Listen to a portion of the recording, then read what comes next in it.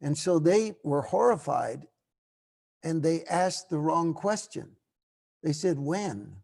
When will this happen?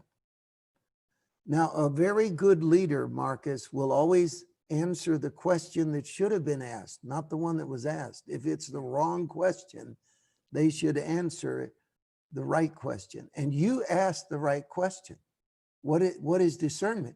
Because that's what they should have said. Instead of saying, when will this happen so I can put my money together and plan my escape from the destruction of Jerusalem, they should have said, how do we keep from being deceived? You know, there are Christians, many of them that are spirit-filled, that believe it is not important to correct false doctrine. They think that's not loving, that the Spirit of God is so beautiful and wonderful that he will correct false teaching just naturally without anyone having to criticize anyone.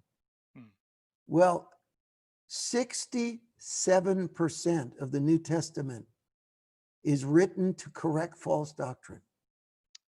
You would not get along with Paul the Apostle if you didn't understand how often a letter he wrote was, he said to the Galatians, who bewitched you? Who deceived you?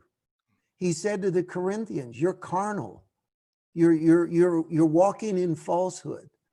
Yeah. And this spirit in us that has refused correction, refused to have discernment, has endangered our nation and our children and our future.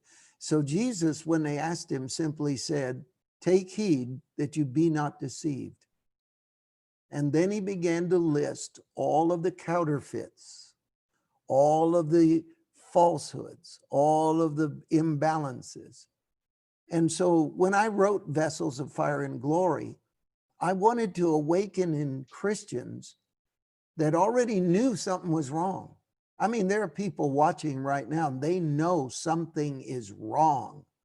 They know something is wrong with certain government. They know something is wrong with the way certain people live. They know something is wrong with church.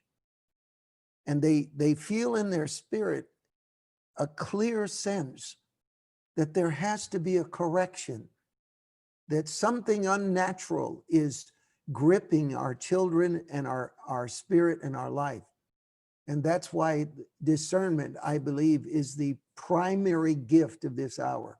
The ability to discern spirits, the ability to discern when someone is a false preacher, the ability to discern when danger is at the door so that we can take appropriate action.